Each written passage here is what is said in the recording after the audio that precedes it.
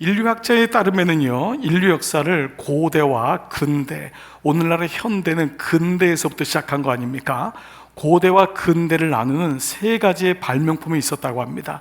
이 세 가지가 완전한 고대를 현대로 바꿨어요. 근대로. 여러분 아시는 거예요? 첫 번째는 지도요, 두 번째는 나침판이요, 세 번째는 망원경이랍니다. 뭘 의미하죠? 이 세 가지는 자기밖에 몰랐던, 자기 마을밖에 몰랐던 사람들이 지도를 보면서 세상이 이렇게 넓구나, 이거를 비로소 알게 된 거예요. 나밖에 못 보는 사람이 망원경을 통하여 저 멀리 누군가가 있구나라는 것을 알게 된 것입니다. 늘 자기중심이었는데 세상은 자기중심이 아니라 나침판을 통하여 동서남북이 있다는 것을 알게 되었다. 이 세 가지의 공통점이 뭐지요? 자기중심에서 나오는 것입니다. 이것이 고대와 현대를, 근대를 나누는 기점이 되었다는 것입니다. 뿐만 아닙니다. 사회학자들이나 역사학자들도 마찬가지로 고대와 근대를 나누는 기점이 뭐였냐, 어떤 시점, 어떤 기간이 그 고대와 근대를 나누냐 했더니 이구동성으로 바로 인쇄술의 발견이었다고 얘기합니다. 인쇄술을 통하여 많은 사람들이 책을 보게 되었습니다. 지식을 접하게 되면서 자기가 하는 지식에 머물러 있지 않았습니다. 그렇기 때문에 우리 인생에는 이 인쇄술의 발견을 통하여 특별히 성경이 번역되고 보급됨으로, 모든 성경은 마을마다 한 권밖에 없었는데 수많은 사람이 하나님 말씀을 보게 되는 그 기점이 고대와 근대로, 무엇보다 종교개혁으로 일어났던 것을 알게 됩니다. 그러면 인쇄술의 발견도 공통점이 뭐지요? 자기 중심으로부터 나오는 것입니다. 이것을 신앙적인 용어로 말한다면 바로 회개라고 합니다. 회개란 것은 무엇입니까? 자기 중심의 사고에서부터 하나님 쪽으로 나오는 것입니다.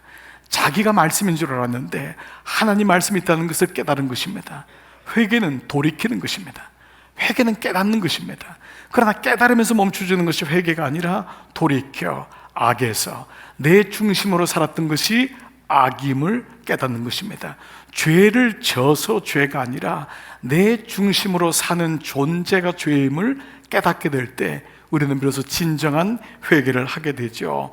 자, 오늘 우리는 이러한 이해를 가지고 오늘 요나서의 마지막 4장을 묵상해 보겠습니다. 우리는 지난 며칠 동안 요나서를 묵상했습니다. 여러분, 요나서를 묵상하지 않은 분들도 요나에 대해서는 어느 정도 알고 있습니다. 아, 그 큰 물고기 속에 들어갔던 사람, 니느라는 성에 가서 하나님 말씀을 전파했던 사람, 어느 정도 알고 있는데 요나서는 어제 큐티에서 본문 3장에서 끝나도 사실 별 문제가 안 됩니다. 오늘 여러분들이 읽었던 4장은 없어도 별 문제가 안 될 정도예요. 그러면 3장이 어떻게 끝나죠? 3장 10절 같이 한번 읽어볼까요? 하나님이 시작. 하나님이 그들이 행한 것 그 악한 길에서 돌이켜 떠난 것을 보시고 하나님이 뜻을 돌이키사 그들에게 내리라고 말씀하신 재앙을 내리지 아니하시니라. 자, 여러분, 첫 번째 말씀이 뭐죠? 봐보세요. 하나님이 그들이 행한 것, 뭐를 행했냐? 그 악한 길에서 돌이켜 떠난 것, 돌이켜 떠난 것, 그 악한 것에서 돌이켜 떠난 것, 그들이 회개한 거예요. 그걸 보시고 하나님이 뜻을 돌이키사 그 니느웨 성에 멸망을 하려고 그랬잖아요. 그런데 그 뜻을 돌이켜서 그들에게 재앙을 내리지 아니했다라는 거예요. 자, 그런데 말씀드린 대로 4장은 없어도 될 말씀 같아요. 4장에는 그냥 호박, 덩쿨, 이 호박인지 아닌지 모르지만 박덩쿨, 그 넝쿨에 대한 얘기가 등장하고 거기 뜨거운 태양이 드러나고 그 벌레를 갉아먹는 그 사건 정도가 나오기 때문에 이 4장을 굳이 얘기해야 되는가 라는 생각이 들 정도예요. 그런데 여기에는요, 사실 요나의 속셈, 요나의 속마음이 폭로되는 게 4장입니다 3장으로 하나님의 뜻은 이제 관철된 거예요. 내가 너희가 회개하니까 재앙 내리지 않겠다, 이걸로 하나님 말씀은 끝나는데 요나에 대한 말씀이 4장에 드러나요. 정말 이 요나는 구제불능입니다. 그 특별히 요나는 뒤끝이 장난이 아닙니다. 사람들이요, 뒤끝이 힘든 사람은 참 어려워요. 끝난 줄 알았는데 또 얘기해요. 부부끼리도 뒤끝이 심하면 어렵습니다. 부인이 너무 기억력이 좋아서 20년 전 밥만 먹으면은 그때 당신이 내게 피눈물을 주었지. 다 지난 줄 알았는데 남편은 다 회개하고 이제는 돌아왔는데 막 그러니까 어쩔 때 분위기가 이상해. 드라마 보다가 갑자기 옆을 쫙 보고 저 인간이 당신입니다 막 이런 얘기하면 비수같이 막 꽂힐 때가 많아요. 근데 이 정말 요나는 뒤끝이 장난이 아닌 사람인 거예요. 그래 아무리 보아도 정말 못 말리는 사람인데 이 요나가 선지자라는 거예요. 이게 참 기가 막힌 거예요. 선지자라는 거예요. 그러니까 하나님이 말씀하는데도 안 들어요. 그러니까 못 듣는 게 아니에요. 하나님 말씀이 들리는데 못 들은 채예요. 자기 방법으로 하는 거예요. 자기 길로 가는 거예요.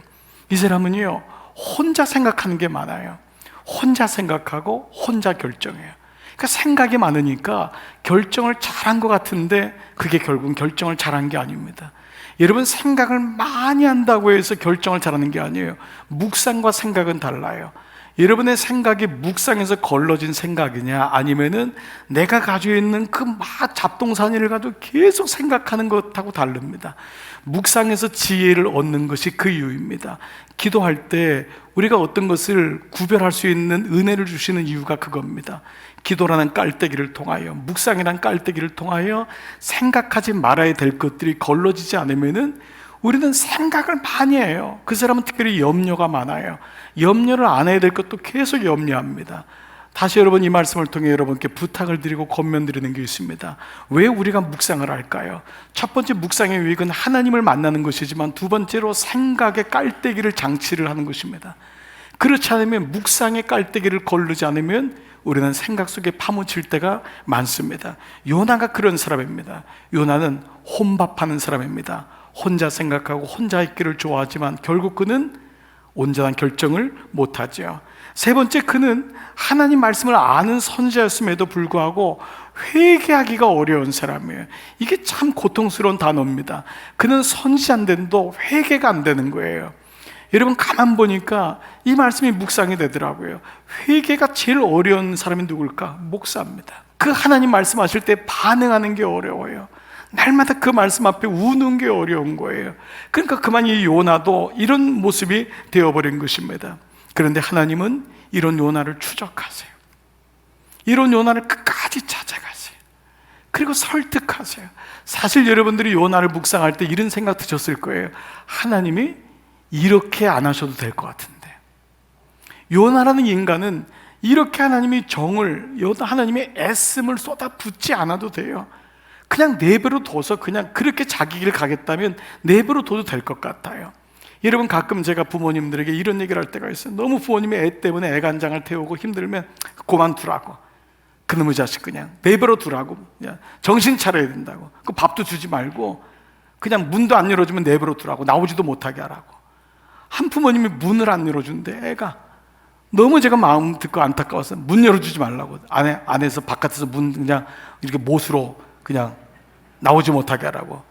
그 다음에 전화 끊은 다음에 5분 있다가 그래도 못 박지 말라고. 또 그렇게 할거 봐. 그 마음이 왜 와요? 여러분, 그러면서도 부모님은 어떻게 해요? 또 찾아가잖아요. 잘못한 건 그놈이 잘못했는데 부모가 가서 무릎 꿇고 싹싹 빌잖아요. 여러분, 이 모습이 마치 이 요나 같은 거예요. 자기 고집불통, 선지자임에도 불구하고 하나님 말씀을 알고 교회를 그렇게 오래 다녔음에도 불구하고 자기밖에 모르는 인간 말종인 요나를 주님이 찾아가세요. 이유는 딱 한 가지예요. 돌이켜보려고. 그의 마음을 돌이켜보려고. 그래서 마치요, 이 요나의 3장 말씀은 여기서 끝나는데 4장에서 요나의 본심이 드러나게 해서 요나로 하여금 마지막까지라도 기회를 주시는 그 하나님에 대한 말씀이 오늘 본문이라 할 수 있습니다. 그래서 여러분, 예수 믿으면 우리가 구원받는다, 이 말 많이 쓰잖아요. 예수 믿으면 구원받는다. 그런데 이 말씀에 좀 어폐가 있어요. 사실 이 말씀 자체가 틀린 건 아니에요. 그러나 이 말씀은 준말임을 기억하셔야 돼요. 예수 믿으면 구원받는다로 끝나면 안 돼요. 예수 믿고 회개해야 구원받는다. 이게 정확한 메시지예요. 예수 믿으면, 즉 믿음이라는 단어에는 회개하면이라는 단어가 안에 들어가 있는 거예요. 그러나 많은 사람은 그렇게 생각하지 않습니다. 교회만 나오면 내가 예수 믿으면 구원받지 뭐 뭐 구원 공짜로 주시는 건데, 값없이 주신다는 건데, 그거면 내가 믿으면 되지. 나 주님 믿어요. 그러나 그 안에는 예수 믿고 회개해야만 구원받는다라고 하는 말이 분명히 그 안에 있다는 것입니다. 하나님이 니느웨를 구원하신 한 가지 이유도 뭐냐? 오늘 3장 10절에 그들이 행한 것 곧 그 악한 길에서 돌이켜 떠난 것을 보시고, 그러니까 우리가 인생을 향하여 저 사람 잘못 살았냐, 잘 사냐, 부자냐, 가난하냐, 우린 끊임없이 누군가를 평가하지만 하나님의 평가는 딱 한 가지예요. 그가 부자냐 아니냐 중요하지 않아요. 있을 수도 있고 없을 수도 있어요. 그가 겉으로 드러난 죄가 어떠냐 있냐, 우리 모두가 죄인이야. 한 가지예요. 그가 회개했냐, 그가 돌이켜 떠났냐. 그것이 하나님이 보시는 나침판이에요. 정확한 거예요. 그러므로 오늘 니느웨를 향한 하나님의 마음도 그거예요. 그들이 떠난 것을 보시고, 악한 길에서 돌이켜 떠난 것을 보시고 재앙을 내리시기로 결정 안 하신 거예요. 흥미롭게도 여러분, 예수님의 공생애에서 이 요나에 대해서 말씀하신 것 여러분 기억나시죠? 많은 사람들이 표적을 보여달라고 할 때 예수님 뭐라고 하죠? 내가 너희에게 보여줄 건 요나의 표적밖에 없다, 이 말씀을 하신 적이 있어요. 마태복음 12장 39절, 악하고 음란한 세대가 표적을 구하나 선지자 요나의 표적밖에는 보일 표적이 없다. 내가 너에게 이것밖에 없다. 이 뒤에 말씀이 뭐냐 하면, 요나가 물고기 속에 3일 동안 있었듯이 내가 땅 속에서 3일 만에 부활해라. 그 부활에 대한 메시지가 이 메시지이기도 해요. 그러나 그 다음 메시지를 대부분 모릅니다. 그 다음 메시지가 뭐냐? 심판 때에 니느웨 사람들이 일어나 이 세대 사람을 정죄하리니 이는 그들이 요나의 전도를 듣고 다 같이요 회개하였음이거니와. 이 말씀이 뭐냐? 요나의 표적을 준 게 뭐냐 하면 부활에 대한 메시지를 우리는 이미 알고 있지만, 또 하나는 뭐냐 하면 그들이 요나의 전도를 듣고 회개하였음이거니와. 바로 내가 너에게 주던 표적이 이거다. 기적 중에 기적이 뭐냐 하면은 내가 살아나는 것, 죽은 자에서 살아나는 것, 이것이 기적이고, 또 하나 너희가 회개하는 것, 이것이 기적이라는 것입니다. 회개하는 게 쉬운 게 아니라는 거예요. 진실로 하나님 앞에 마음을 돌이켜 그의 삶을 하나님께로 옮기는 것, 이것이 인생의 표적이라는 거예요. 거기 구원이 있다는 것입니다. 여러분 가만히 보십시오. 저나 여러분이나 오늘 이 자리에 계신 분은 대부분 예수님을 오래 믿으신 분이 많을 것입니다. 그러나 정말 주님 앞에 물과 성령으로 거듭나는 그 사건을, 닭울음 소리를 듣고 성령의 감동으로 가슴을 치는 그 임계점에 도달하는, 하나님께 나아가는 그 시간이 있었기 때문에 여러분이 지금 여기 있는 것이고, 그것을 없는 분도 그 은혜를 사모하기 때문에 다시 이 자리에서 예배를 드리는 이유가 여기 있는 것이에요. 예배를 통해 어떤 은혜와 축복을 받는 것이 아니라 내 중심으로 살았던 악한 모습을 보게 되고 하나님의 축으로 옮겨지는 것, 이것이 내 인생이 주시는 가장 놀라운 표적이구나, 은혜구나. 저는 이 표적이 여러분 가운데 있기를, 여러분의 가정 가운데 있기를 축복합니다. 이런 면에서 본다면 회개와 연결된 말씀이 예수님 말씀이라는 걸 알게 되고, 회개라는 게 무엇인지를 다시 디파인하게 됩니다. 회개는 무엇입니까? 돌이키는 것입니다. 내가 가던 길에서부터 고개를 돌려 이것이 아니구나, 뒤를 돌아볼 줄 아는 것이 회개입니다. 이건 대단히 용기가 필요합니다. 그러나 회개는 마음만 돌아오는 것이 아닙니다. 마음 돌아오는 걸 후회라고 합니다. 그것은 혹시 성찰이라고도 할 수 있습니다. 회개는 그것이 아닙니다. 메타노이아란 말을, 메타는 비안드라는 것, 뛰어넘는다, 노이아는 마음이라 뜻입니다. 회개는 마음을 뛰어넘는 거기 때문에 마음으로 후회하고 성찰하는 것이 아니라 내 영 깊은 곳에서 사람들이 알지 못하는 하나님의 마음, 그 영이 하나님께 돌아서는 것입니다. 그러므로 회개는 간단한 후회나 성찰 정도가 아닙니다. 말씀을 듣고 오늘 은혜 받았네, 이걸 회개라고 하지 않습니다. 그 말씀이 내게 날카로운 비수가 돼서 내 육과 영을 쪼개고 그 하나님 말씀 때문에 엎드려져 돌이키는 것, 이것을 회개를 할 수 있습니다. 도무지 하나님의 은혜는 알고 각종 은사는 받았지만은 돌이키지 않는 고린도 교회, 이 고린도 교회를 현대교회라고 지칭하는 이유는 고린도 교회는 풍요로웠습니다. 고린도 교회는 교회 다니면서 사람들이 은사도 많이 받았습니다. 신비한 경험도 많이 했습니다. 그러나 그들은 회개하지 않았어요. 이 구원을 공짜라고 여기면서 값싼 구원으로 치부하고 있는 교회된 성도들에게 오늘 주님께서 말씀하는 거예요. 우리에게 역설로 말씀합니다. 그래서 오늘 저는 역설로 오늘 여러분에게 말씀드립니다. 회개하지 마십시오. 회개하면 자칫 구원받습니다. 오늘 세 가지로 여러분에게 말씀을 드리고 싶습니다. 첫 번째, 오늘 본문에서 요나가 경험하고 있는 박농쿨로 인한 기쁨의 장면이 나옵니다. 자, 요나서 4장 6절인데요 하나님 여호와께서 박농쿨을 예비하사 요나를 가리게 하셨으니 이는 그의 머리를 위하여 그늘을 지게 하며 그의 괴로움을 면하게 하려 하심이었더라. 이것이 박농쿨을 준 이유였어요. 그런데 요나는 박농쿨로 말미암아 크게 기뻐한 거예요. 그래서 박농쿨이 벌레가 와가지고 갉아먹으니까 하나님 이럴 수 있냔 말이에요. 죽고 싶다고. 어떻게 이럴 수 있냐고. 그래서 여러분께 먼저 말씀드립니다. 여러분, 이 박농쿨로 인한 기쁨에서 나오지 마시기 바랍니다. 거기 웬만하면 거기 계시기 바랍니다. 나오시면 자칫하면 구원받습니다. 예, 오늘은 졸다가 들으시면 큰일 납니다. 예, 절대 나오지 마세요. 웬만하면 박농쿨의 기쁨에서 머물러 계시기 바랍니다. 인생의 강렬한 햇빛을 막아주는 박농쿨은 여러분의 마음을 제법 흔듭니다. 그게 박농쿨이든 자식농쿨이든 동농쿨이든 직장농쿨이든 그것이 여러분을 감싸주고 그것이 가려주면 그 안에 머물 때가 있습니다. 그래서 하나님이 그것을 조금만 움직이거나 벌레로 갉아먹게 하면 하나님은 어디 계십니까? 하나님은 죽고 싶습니다. 살고 싶지 않습니다. 얼마든지 우리는 하나님과 거래하는 관계가 됩니다. 믿음을 하나님과 거래로 생각하는 사람들이 의외로 많습니다. 내가 이만큼 헌신하니까 하나님 받지요. 내가 이만큼 헌금하니까 받지요. 하나님과 거래의 신앙은 오래가지 못합니다. 사람과도 거래하면 금방 합니다. 저 사람이 진심으로 하는 건지 아니면 나 좋으라고 하는 건지 하나님이 모르실 리가 없습니다. 요나는 선지자였지만 거래하는 신앙이 오랫동안 있었습니다. 그는 박농쿨에 대한 기쁨이 너무 커서 오늘 그 기쁨, 박농쿨로 말미암아 크게 기뻐하니라. 여러분에게 하나님보다 큰 기쁨이 있다면 웬만하면 거기 머물러 계시기 바랍니다. 나오시면 자칫하면 구원받습니다. 웬만하면 그냥 사시다가 교회 잠깐 나오시고 그 박농쿨의 기쁨이 전부인 것으로 알고 사시면 됩니다. 정신 바짝 차리고 들으시길 축복합니다. 두 번째로, 여러분, 요나는요 지금 분노와 죽고 싶은 마음을 주체를 못합니다. 제어하지를 못해요. 요나 4장 1절에 요나가 매우 싫어하고 성내며, 하나님이 박농쿨을 없애니까 주신 분도 박농쿨인데 그것 때문에 뭐죠? 싫어하고 성냅니다.